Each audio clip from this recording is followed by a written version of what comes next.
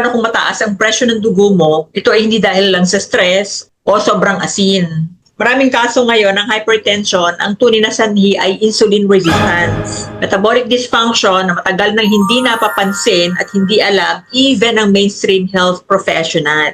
Kung hindi ito may a-address sa pinagsimulan, kahit gaano pa kadami ang gamot na inumin mo, pag-iwas sa maalat, taba, mantika, karne, tataas pa rin talaga ang iyong blood pressure. Ngayon, sa video na to, talakayan natin paano nag-uugnay ang insulin resistance sa hypertension. Maraming hindi nakakaalam nito. And ano ang mga hakbang para maibalik ito sa normal na hindi temporary lang, kundi permanent.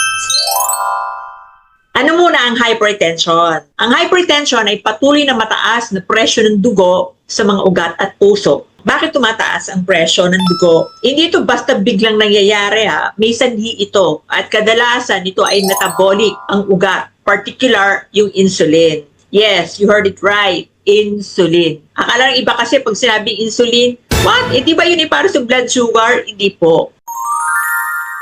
Kapag ang katawan ay palaging tumatanggap ng mataas na dami ng asukal or carbohydrates sa bawat kain mo, ito yung nangyayari. Pakinggan mong mabuti. Number 1, tumataas ang insulin sa dugo mo upang kontrolin o ibaba yung blood sugar mo. Number 2, sa paglipas ng panahon, nagiging resistant na, tinatanggihan na ang cells sa insulin dahil overworked na ito. And number 3, ang mataas na insulin ay may epekto sa mga dugo at ugat. Ganon po katindi ang effect niya. Dinidiktahan ng insulin ang kidney na mag-reabsorb at mag-retain ng sodium. Kaya yung volume ng tubig mo sa dugo mo tumataas din. Anong resulta? More fluid retention. Pataas na blood volume kaya nagkakameron ka ng alta presyon. Pinapahirapan ito ang ugat kaya hindi makarelax at hindi humupa ngayon ang presyon. Sa madaling salita, ang hypertension po ay sintomas ng insulin resistance. Hindi simpleng blood pressure problem lang.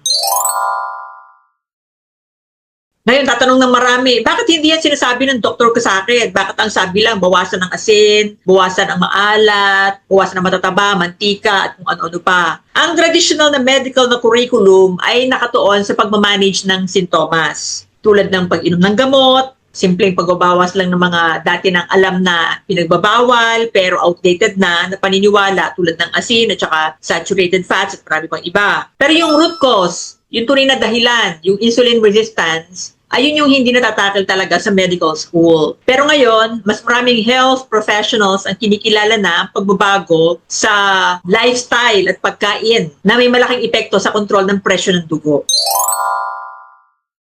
Ano yung palatandaan ng insulin-driven hypertension? Ilan sa mga signs and symptoms ay, ilan lang to pero yung complete list niya na dun sa iba kong video. Belly fat, madaling mapagod or mabilis mauhaw, mataas na triglyceride level, tapos nababa naman yung HDL, pre-diabetic state or borderline sugar levels. Akala ng iba, oy, pa naman ako diabetic, nasa borderline pa lang. Hindi po. Delikado na po yun, red flag na yun. And then fatty liver. Para mas maunawaan mo pa yung insulin resistance ng malalim, I suggest po na panoorin nyo yung video ko na to. May nagawa na po ako tungkol dyan. Kung yung mga binanggit ko, nakikita mo na yung ilan sa mga ito sa iyo, malaki yung possibility na insulin resistant ka na sanhin ang mataas na presyon mo.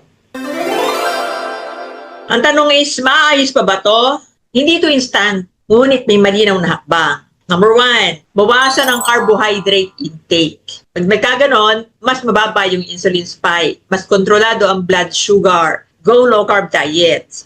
And then number 2, i-stretch ang pagitan ng pagkain. Matutumbig yan ng pahinga ang katawan mula sa paulit-ulit na insulin release. Yun yung intermittent fasting. Low-carb diet works best with intermittent fasting. Kambal po sila sa metabolic therapy. And then number 3, prioritize protein at whole foods. Hindi ito mabilis magpataas ng insulin.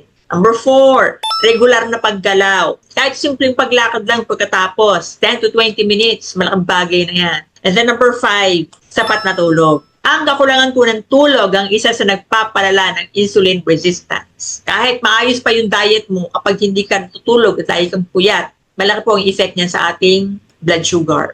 And number 6, iwasan ang sugary drinks, alcohol, at ultra-processed foods. Malaking trigger po ito sa pagpapataas ng insulin. Kapag bumababa yung insulin sa dugo, bumababa rin yung inflammation at natutulungan ng mga ugat na mag-relax, kaya natural talaga na bumababa yung presyon. Paano naman yung tungkol sa gamot? Paalala po huwag basta ititigil ang gamot nang hindi kumukonsulta sa doktor. Ang layunin ay hindi agad tanggalin ang gamot, kundi ayusin muna yung metabolic problem upang sa kalaunan, maaaring hindi na kailanganin ng gamot or mabawasan ang dosage. Ang doktor po magpapatanggal niyan. Ayusin niyo muna yung metabolism niyo. So, ang mataas na presyo ng dugo, again, hindi simpleng problema sa asin, stress, lahi, o pagkain ng matataba. Ito ay sintomas ng mas malalim na problema sa metabolism at yun nga yung insulin resistance. Kung yun ang tatargetin mo, magiging stable ang blood pressure mo. I suggest po na panoorin nyo to sa mga nais mag-low carb and IF para magabayan po kayo ng tama. Study muna bago siya simulan. Ikaw, may high blood ka ba? Anong present treatment mo dito? Gamot? Iwas sa bawal? Exercise? Iwas sa asin? Comment ka lang. And kung may natutunan kayo sa video na to, please like and share and subscribe to my humble channel. Kayo po yung nagsisilbing inspiration ko sa bawat videos ko. Thank you for watching and see you on my next videos. Bye-bye.